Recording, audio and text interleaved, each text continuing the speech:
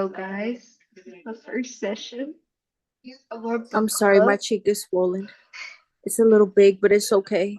We started this book club, and I picked this invitation as our first week, and we're gonna start by everybody reviewing it. Rachel's not here because she's not responding. She's below level. That is why she is not here. Wait. For your information, if she sees this, I didn't say shit. I'm staying quiet. Rate the book out of five and tell us the gist of your rating.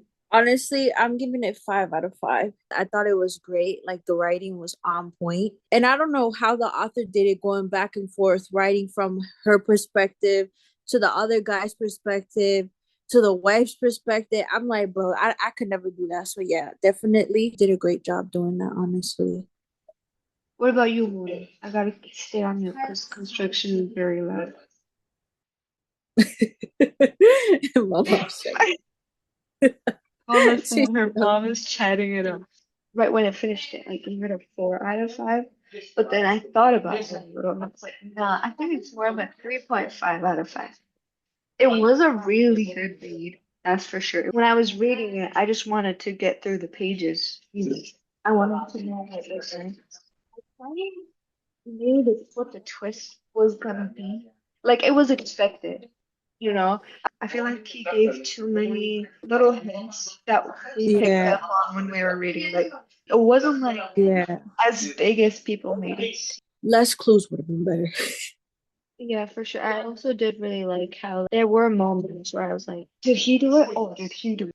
Okay. So my rating is actually, I was debating. I think I'm gonna say 3.5 because it was a good book. I feel like I'm a very generous rater. If it's a three, that doesn't mean like it's bad. Like it's good. I noticed that I was going through it very fast. It just kept me hooked. Like I don't know, every time I would just pick it up. I really liked the different perspectives with her diary and then Theo, the therapist. I think I really liked the plot twist where he was like, oh, and that was the first moment me and her came into contact. I was like, what the heck? Yeah, that was really good. I thought that the man that she thought that was at her house was her brother-in-law. This whole time, I was like, oh, damn, it's him, it's him. Also, he grabbed the readers in such a way where it's like, you already know from the get-go, she killed her husband. But you want to understand why. Throughout the book, you learn about her past and her history, and I was like, damn, girl, I feel you. I gave it a 3.5 because after you see the plot twist, you're like, oh my God, what? But then after that, you're like, oh, okay, that's it. I was expecting more, you Or know? Yeah. And the way the book ended too, I was like, definitely, I would recommend people to read this as their first thriller. it's a pretty quick read Read. because it keeps you Yeah. wanting to read more. Yeah. I have a question. Do you have a favorite quote in the book? I really, really, really liked when she said, I didn't kill Gabriel, he killed me. All I did was pull the trigger. Oh, that was deep. I That was loved deep. that. I was like, oh my God, bars, That was bars. that was so deep though. Like That was really deep. that shook me to the core. I was like, oh, all she did was blow his brains out, but like, you That's know, crazy though. You said that so casually. All you Damn. Honestly, I don't have a favorite quote, but you know what hit hard? I guess it's just what he said was when he was about to oof himself in that college room, like the dorm thingy. But then it's like you kind of got a little sense of hope. You never think about it, but I feel like he just made it very visual to how people feel. I don't have a favorite quote, mainly because I didn't underline it. But you know what? Moving forward, we should make that a thing. We should try to write down and underline. I'll probably take pictures because I'll be taking the books out of the library right now. Me too, me too. oh Like if yeah, I'm bored, we should say how we read the book. Was it oh physical yeah, copy? let's do that. Yeah, well, I was gonna say I don't have a favorite quote, but I think I really just enjoyed the book because it really dives deep about human nature, it's about emotion and trauma and how that really carries on with you throughout life. Even if you heal from it, to be honest, you never really heal 100%. You move on from the situation, but there are some things that, really require you to actively work on it because it's going to manifest into something even more. And I feel like that myself, it's kind of scary because I can kind of relate to Alicia. I'm not saying I would kill my husband. I'm not saying that. But seeing her try her best to like move forward and still being able to do those actions really speaks volume about how you should take care of your mind and your body, your spirit, because you never know how that's going to manifest in your future relationships. And one thing could just literally offset the trigger. And that's what she said. It was just crazy to me that when they were both in the chair, he was asking him, like, oh, do you love Alicia? Because I know that if I really love someone, I would die for them. He was like, oh, I don't want to die. He didn't even care about his wife. I was like, that's crazy. Like, I understand life or death, Yo, but that's come on crazy. now. If you're getting No, married, whatever happened to until death do us part? You know what I mean? That was crazy to crazy. me when he That said, was I don't want to crazy. die. She poured her heart and her soul into her marriage. Like she loved him so much, and yet he was out there canoodling with some other woman. I was like, terrible. When the cousin was talking to the therapist, and then the day that her mother died basically was the day that her dad killed her too. Sometimes you're like, do I feel sympathy for her? Because like in the beginning, you're like, oh my God, like why would she kill her husband? Like you're such a terrible person. But then you learn about her, you're like, damn, like damn. They Like did her killing Yeah. is not dirty. right, but like I understand. Like it explains why, but it, obviously killing isn't right, period. Like Oh, girl. all jokes aside, yeah, I would not kill somebody. It's not right, but you just understand why people do things. Going back to the way that we read this book, I actually read it in a physical copy. That was gifted to me by Rocio for my birthday last year, which I love because I love books. I Damn, well, I'm the only one that don't have a Kindle here, so book. I like the physical book. I love to fill a book. We go to our local library. I read mine on the Kindle. We've talked about this before, but I'm only gonna get physical copies of the books that I really love, Really like, just to yeah. have that collection. Collection. Yes, I've been talking about this with Charisma. My physical collection moving forward is only reserved for books that are like, wow, I loved it. Five Yeah, stars. reserved And for the 5 stars only. yes, maybe 4 to 5 stars. Depends on the book. But another point about the silent patient that I really liked was when the author kind of tied everything into the Alcestis Greek Oh, story. The events of the book actually mirrored the tale. I think Yeah, I really enjoyed that too. that that was was really cool. clever. He is Greek. He's Fun Greek? fact. Yeah. Yes. He's very handsome also. I gotta give the author props. He look good. So we'll begin with the questions. The first question is the story begins with the revelation Alicia murdered her husband. Why do you think the author made this admission at the very start? What if he wanted to tease us a little bit?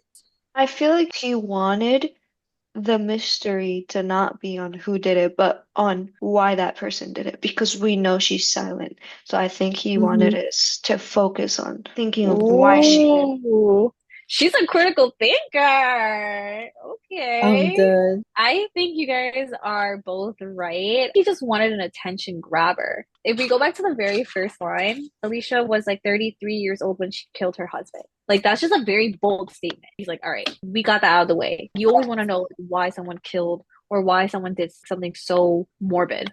Yeah. Yeah. Alicia's diary plays a key role in the book. What purpose do you think it serves? And does your perception of Alicia change the more you read?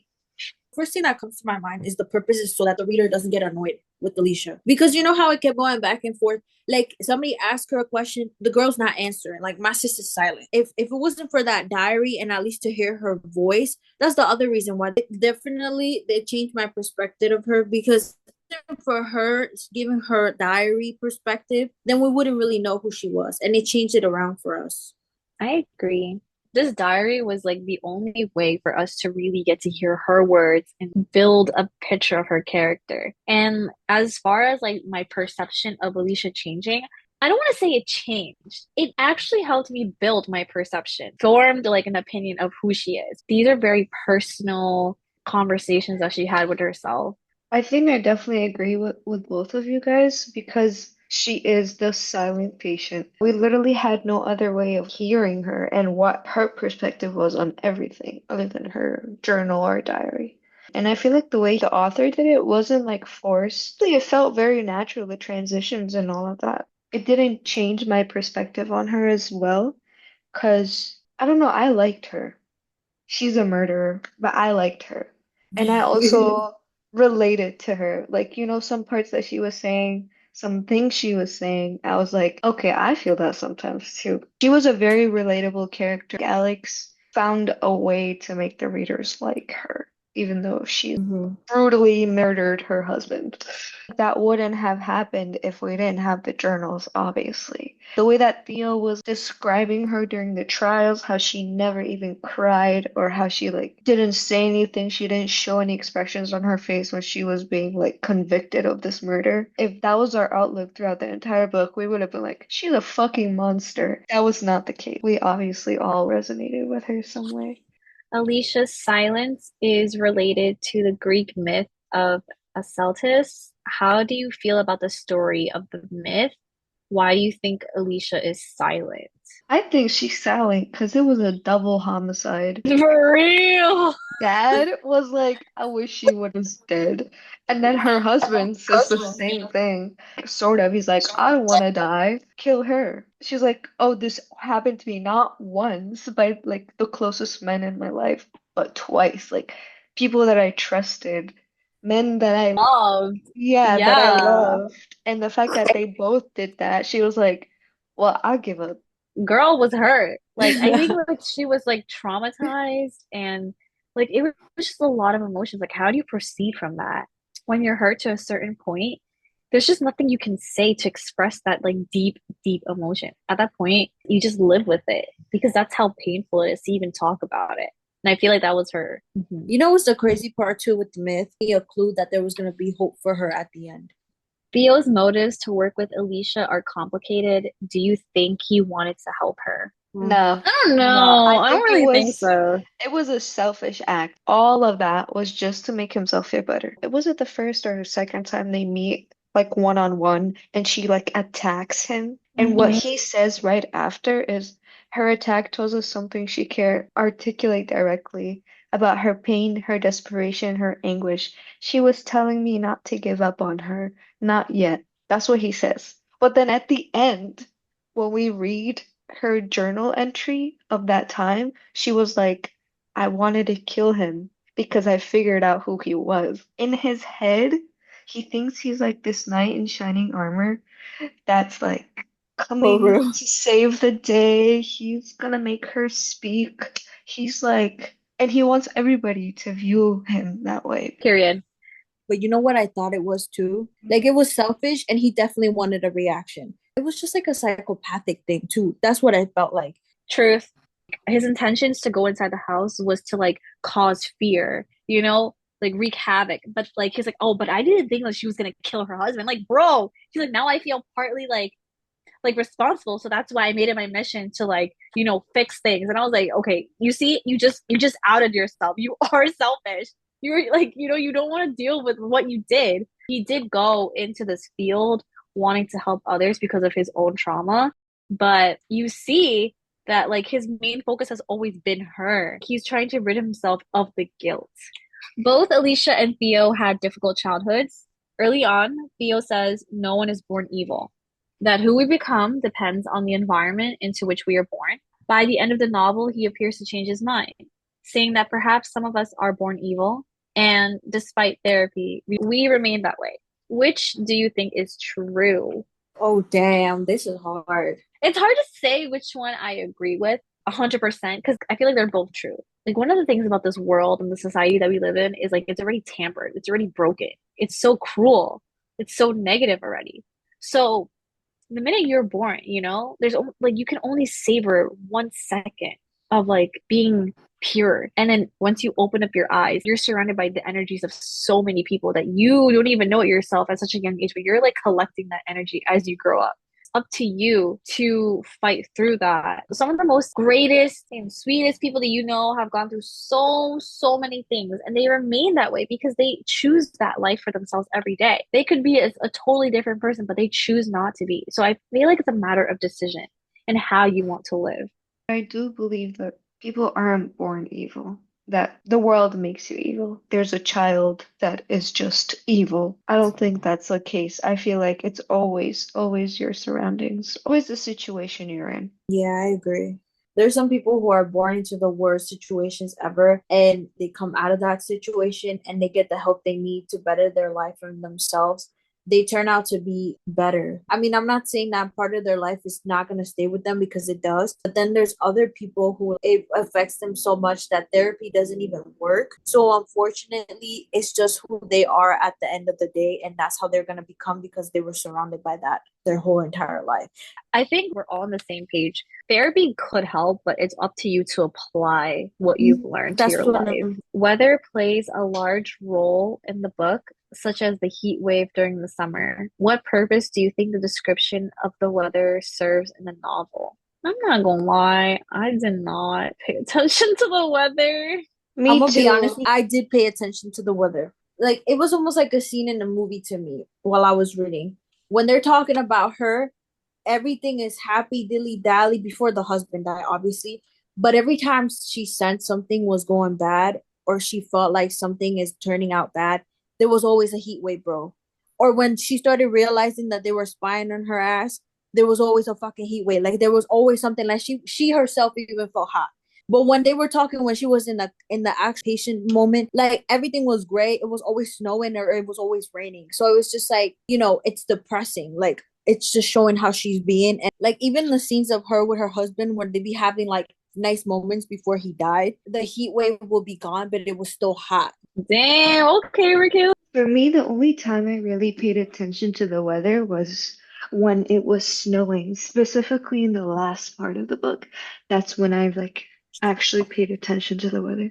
Oh yeah, me too. I love all the points that you brought up, Raquel, because the weather was just like in the back of my head. I didn't really associate that with the events of the book, but now it all makes sense. Do you think the world of a psychiatric unit was convincingly portrayed? How do you feel about Diomedes and the other psychiatrists? Honestly, I don't know much about like actual psychiatric, how it is in real life. Like Christian was just giving his patients all drugged up just so he doesn't have to actually deal with it. I feel like that is something that I've heard actually happen in real life, but other than that, I don't really know how things actually function. So I don't have like anything to say on that. I don't really know anything about like psychiatric units as much. I do know that like it's a lot, it's heavy in those units because you're dealing with individuals that have like severe mental illnesses and conditions. To some extent, it was portrayed in a right way, but I couldn't tell if it was 100%. The way he portrayed like the psychiatric unit, it was on point. But I will say they didn't portray that well. There was definitely not good enough security. That really wouldn't have been able to happen in real life. I'll be honest with you. I felt like Diomedes knew what was up, bro. He opened the door to find out why the fuck Theo was so obsessed with her. With Chris, I was like, girl, he just wanted the money. You know what I'm saying? Like, I don't even think he liked his job, bro. Like, he No, just was there no. for the money. Diomedes, I feel like, yes, the Grove was about to shut down. Yes, the money did matter, but that made his intentions with the whole psychiatric field change more. He just wanted the trust to approve. So he did not care what Theo's true intentions were, and he still let him treat Alicia Yeah. just to get The the money other from the thing, trust. like, even though it was a catch, he allowed this and something was gonna come out of it to save Yes. the Grove. Yeah, let's wait for Mona until she's done with her call. Look at Yeah. my new phone case. Oh, that's so cute. And I have the phone charm too. It's so cute. This is the Kimi Todoki phone charm. Oh, that's so cute. Yeah. We never enter Kathy's mind in the book. Do you Oh, have any sympathy for her? this Okay. is my favorite question. Do I have any sympathy for Kathy? No, she's a cheater. But I also feel like there's a reason why he asked this question. It's like a double-edged sword, right? Like Alicia literally killed her husband, and yet we feel sympathy for her and we liked her character. But because we never knew Kathy, we did have access to Kathy's mind. If we understood the reasons why she did what she did, would we still feel the same way for her as we did for Alicia? Okay, you got But me there because I totally forgot that I was like, go girl, kill your husband. I'm gonna say right now, no, I do Okay. not. Unless he comes out with a Yeah. sequel. And then we enter Kathy's mind. The Okay. The points that Like you made frog. were very good. Yeah, they were all Thank very good you. because this whole time I was like, fuck Kathy. I am not the type of person that's like, well, let's see why they cheated. No, no, Yeah, you like no, cheated. we're You not sitting cheated. down for this. We're not Yeah, sitting down for this. Like, yeah, I'm not gonna be like, yeah, no, that's not me. yeah, the minute you cheat on me, I'm Yeah, walking that is away. not me. Like, that is not me. That was a twisted question. Oh, he is so sick for this. He knew what he was honestly, doing. I don't have sympathy for Kathy at all for cheating, Period. but I don't think she loved Theo from the beginning. I don't think she loved Theo. Right. First of all, it's the way that they met. I already knew it was gonna be a Oh, turn off. I was gonna. And the other thing, like, I don't want to be mean, but Theo sounded like a whole boring ass person. Like, you see Gabriel, he's taking photo shoots, he's having fun. Thing is, you guys brought up like I agree, but I did not like Gabriel one bit. Other than the fact that he actually did not love Alicia. I feel like the whole time he was using Alicia, whether it was like for sex or for whatever it was. He was gaslighting her throughout different points of the book. Yeah. So that is why I did not like him. But with the whole Kathy thing and you bringing up the fact that their relationship was built on cheating, I totally agree with that. Once you start a relationship with a cheater who you also cheated with your ex-girlfriend, once you Yeah. start that, where do you think that's going? Like, why do you think that's a good idea to marry them? Yeah. Like, you clearly both cheated, so that will be happening Like, again. y'all didn't even give, literally, it was Yeah. like that same night. It wasn't even like, The fact that Theo was shocked that Kathy cheated on him, I'm like, why are you shocked? Like, this is for not the real. first time this has happened. What do you think happens at the end of the book? The last line is ambiguous. I'll say the last line just so we have it for reference. And I went to catch another one. So what do you think that meant? Bro, I feel like he threw himself out that window, bro. I Okay. think he did. Yeah, I definitely thought about that. I don't know why a part of me thinks that he just accepted his fate because of the snow. The snow signifies some sort of peace in my head. And he's now the one in the psychiatric hospital as the patient. And he's writing this as his own journals, the way Alicia wrote her journals. That's how it ended in my head. He just wanted us to interpret it in our own different ways. Because that literally could mean anything. I don't know. Like that was just very like oof. Like you could that could be interpreted in so many ways. Yeah, that's what I'm But saying. Yeah. like honestly, it's really up to your imagination, like what you want to think it is. Yeah. Okay. It's a psychological thriller with a twist. The author has said he was influenced by Agatha Christie. Did you That's my feel this bitch. was simply a detective story, or are there any other influences you could spot? The way he wrote the book gives me Agatha Christie vibes. Like, remember how we were saying it was so easy to like figure out the clues and stuff? But when I read an Agatha Christie book, they could give you as many clues as possible, but in the end, it was never the person you thought it was. Yeah, I feel like that was definitely a good introduction just for me and Mona because, we've never really read mystery before, so definitely Yeah. interested in reading more. This was like a big deal to me. The covers are always a big deal to me. So, did the cover change the meaning to you after reading the book? I've been like thinking about that. That's a good question. The cover is crazy. The fact that it's a canvas, that's I a did not know canvas. that Yeah, actually. I that's did the not look at back that. of the canvas. I love this cover. I think it's really well done. It has so many different meanings, especially because the journal was found in the canvas. And we're Yeah. basically reading her journal. So, and that her face is in the back of the canvas.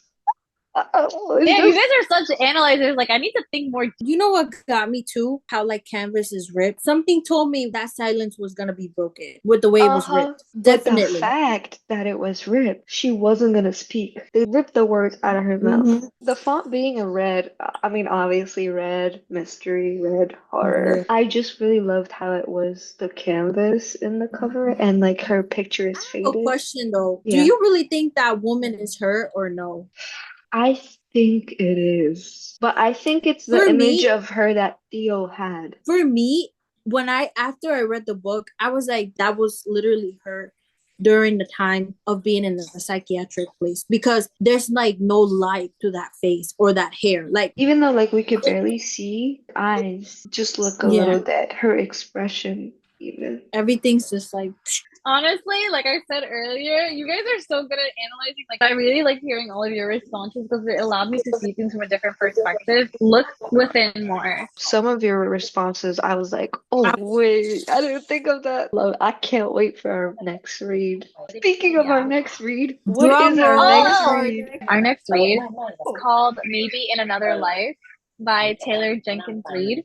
Okay. Because I feel like we're approaching the end of summer, stepping into a new season, new beginnings. This is our next read, Maybe in Another Life. And she said it was a romance novel. Taylor Jenkins Reid, I think she's a wonderful writer. I've never read this book, so I'm excited. I've only read one of her books, The Seven Husbands, 4.5-star read. Yeah, I've read one of her books as well. It's Daisy Jones and the Six, and I think that book is so good. Today was so amazing. Yay! For real. I'm so happy we're actually doing this. It'll get us more excited Yeah. to read. We'll Okay. see you guys in our next book Bye. club in September. For real. Bye.